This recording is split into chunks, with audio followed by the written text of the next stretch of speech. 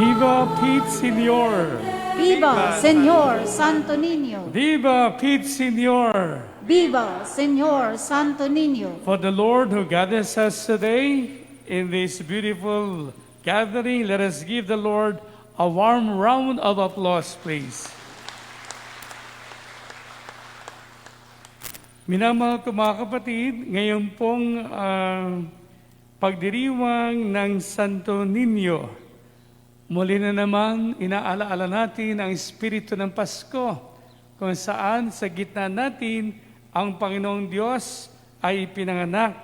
At dahil siya kasama natin, lagi siya nagpapaalaala ng mga bagay na dapat nating gawin bilang pong mga nagmamahal at sumusunod sa Diyos. Narinig po natin sa Ebanghelyo ngayon na hinanap na mag-asawang Maria at Jose ang kanilang anak na si Jesus. At sila ay natagpuan nila sila. At dahil dito, narinig po natin ang Panginoong Jesus mismo na minamahal ng Diyos at minamahal na kanyang magulang ay lumago sa biyaya at pagmamahal ng Diyos na siya ay naging masunurin. Sa pagkakataon po ito, ay nais ko po na tawagin kayo, anayahan kayo, na tayo ay magnilay, lalo na po sa panahon ito na pinapaalala sa atin na ating Panginoong Jesus ay naging batang tulad natin. Naging sanggol sa sinapupunan ng kanyang ina, naging bata tulad ng ating pinagdaanan. Sinasabi po sa kapisahang ito, walang bagay na hindi pagdadaanan si Jesus bilang tao maliban sa pagkakasala na hindi natin pinagdaanan. Amen. Ngayon po, tatlong bagay po sa Ebanghelyo din, marinig po natin yung sinasabi ng Panginoon na di po ba sa isa sa bahagi ng Ebanghelyo, nilapitan si Jesus ng mga bata at sa pagkakataong yon, pinipigilan siya ng mga alagad, ng mga bata na lumapit kay Jesus. Siguro masyado siyang busy. Jesus is so busy with so much affairs, important affairs, big affairs, that the disciples deem it wise for him not to be disturbed. And yet, it was Jesus himself who said, "Let the children come to me." So ngayon pong ang Villa Verde, ang Our Lady of Fatima Parish, ang sentro ng pagdiriwang natin ng Santo Niño, pagnilayin po natin ang tatlong bagay sa biyaya at pagpapala ng Diyos. Tatlong bagay po, yung salitang ingatan, tapos po ay tanggapin at tularan. Ingatan, tanggapin, tularan. Sa mismong bibig ng Panginoon, sabi niya, ingatan ninyo na huwag hamakin ang mga bata, ang isa sa maliliit na ito. Sinabi din niya na tanggapin ang mga bata. Sinabi din niya, tularan ang mga bata. So ano po ibig sabihin pag sinabi ng Panginoon, ingatan na huwag hamakin ang mga bata, ang maliliit na bata. Sa panahong ito, pinapaalalahanan po sa ating lahat ang kahalagahan ng pagiging bata. Marami po sa atin o maraming bata, hindi po siguro lingid sa atin na dahil sila bata, sila ay biktima ng pag-aabuso sa iba't ibang pamaraan at iba't ibang antas. Bakit po? Sila po ay madaling masaktan. Maging yung mga taong dapat sa kanila ay nangangalaga, magulang, kapatid, kamag-anak, sila po ay nasasaktan. Physical. Hindi lang po yung verbal, physical. Nariyan din po ang pag-aabusong sexual sa mga bata. Di ba ba? Nababalitaan natin. Ginagawa sila mga bagay. Hindi sila tinuturing na tao. Dahil nga sa madaling takutin, madaling patahimikin, sila ay nakadarama ng lubos-lubos na sakit sa kalooban at sakit sa katawan. Naroon din po, inuri ko po, sabi ng Panginoon sa atin ay ingatan ang mga bata. May mga tao po na nangako na sila'y bubuhayin sa sinapupunan mismo ng kanilang magulang, yung mga magulang mismo, nanay o tatay, ang siya nagdidesisyon na sa sinapupunan pa lang ng nanay, patayin na yung bata. O kaya may mga doktor o mga nurses na sila mismo ang nagsasabing okay lang ang abortion. So sa panahon po natin, inuulit ko po, sabi ng Panginoon, ingatan ang mga bata.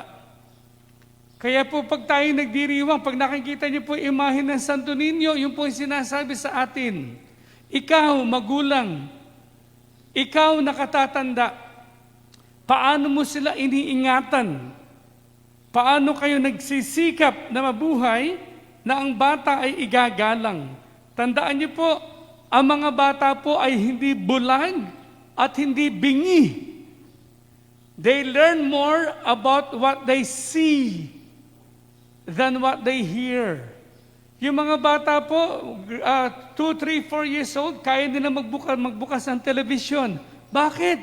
Because they see. Kaya nilang gumamit ng cellphone. Bakit? Because they see. Huwag po natin silang gawing bulag. Nakakakita po sila.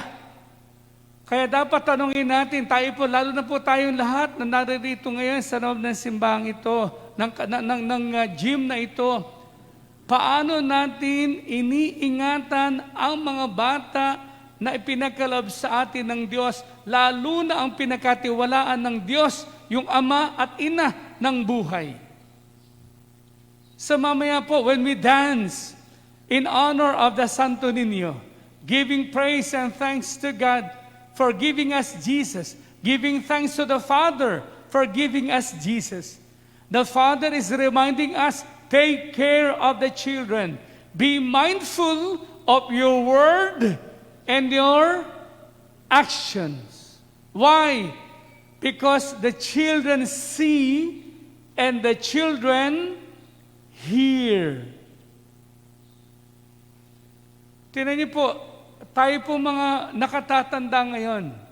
What have we seen and what have we heard from our own parents, which are good and not so good at all, that made an impact on our adult lives. So again, brothers and sisters, sabi ng Panginoon, ingatan niyo sila.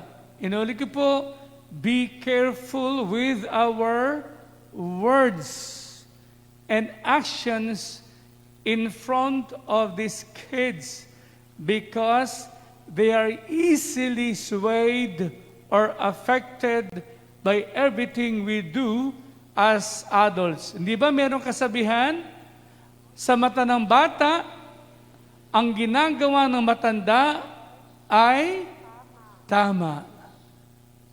So sa ating nakatatanda, maganda po sigurong tanungin, meron ba akong naging maling halimbawa sa mga bata na hindi ko napansin at hindi ko nalaman?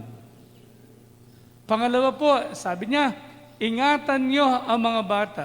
Sabi din ng Panginoon, tanggapin ang mga bata. Di po ba pinipigil sila ng mga alagad na lumapit? Pero sabi ni Jesus, sige, kahit ako pagod, kinalumpang niya at binasbasan ang mga bata. Sa panahong ito, di po ba, sabi ko nga po kanina, dumarami ang mga magulang na nagiging irresponsable. Bakit po? Sila ang puhunan, kaya nagkaroon ng anak. Pero ang tingin sa anak, hindi ligaya, kung hindi pabigat. Pabigat sa kanilang buhay. Pabigat sa kanilang lifestyle. Sabi ko nga po kanina, dahil nga ang bata ay biyaya ng Diyos, ang tawag na ibang babae at lalaki, pag nabuntis, aksidente. Pag nabuntis, malas. Hindi kasi pinaghandaan. Wala sa kanilang isip. Ang gusto lang ligaya ng katawan. Wala sa kanilang isip na magkakaroon sila ng anak. Nagtatalik ng hindi kasal. Kaya, ang punot dulo, magkakaroon ng sanggol. At ang sanggol, nasa sinapupunan pa lang na magulang, hindi na tinatanggap. Nais palaglag. Paalis. Bakit? Hindi siya bahagi ng buhay ko. Ako may karapatan, pero malungkot, yung bata sa sinapupunan, walang karapatan. Bata pa lang, rejected na. Hindi tinatanggap. Mga kapatid, today's feast is a wake-up call for each and every one of us that life is sacred, beginning from the womb of the mothers. Ang tawag doon ay sanggol. Pag tines po sila, di ba ang tawag, ay nako, ikaw ay buntis. O ikaw ay nagdadalang tao. Hindi lang sila dugo. Wala naman sinasabing, ang babae buntis. Nagdadalang dugo. Tao ang tawag. Amen. Kaya muli po, sabi sa atin, ingatan sila. Sabi sa atin, tanggapin sila.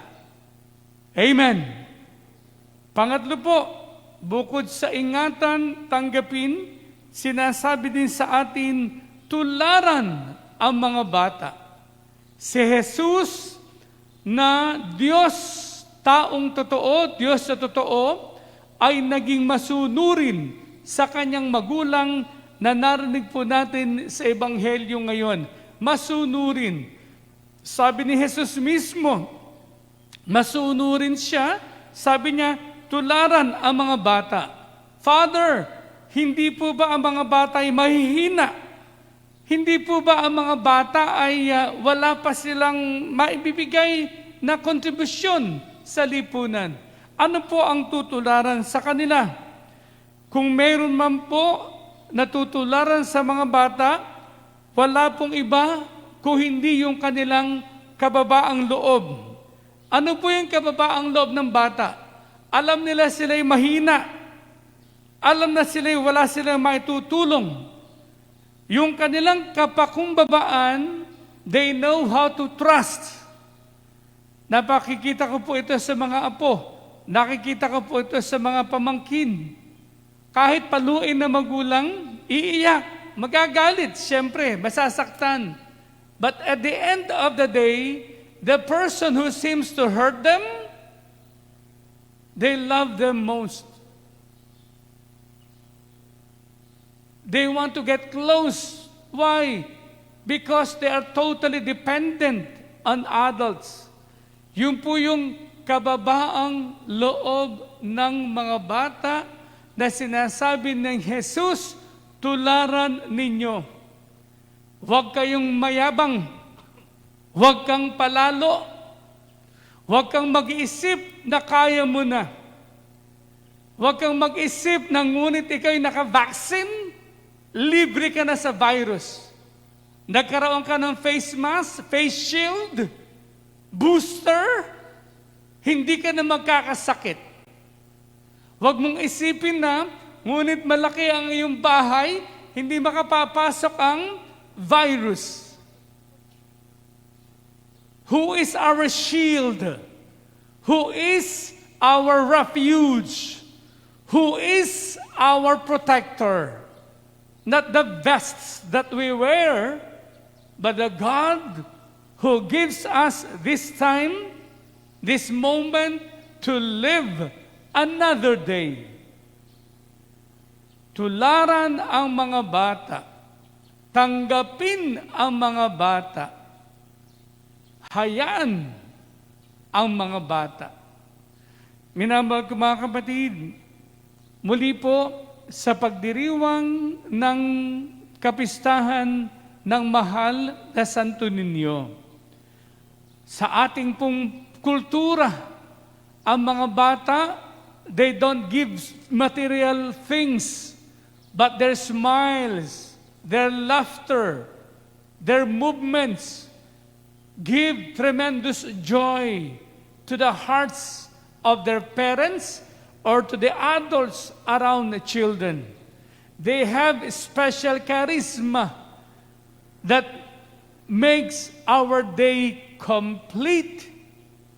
Makita lang ang mga bata nakapagbibigay ligaya. Idalangin po natin na hindi lamang sana ang mga bata magkaroon ng ganitong biyayang ibinibigay.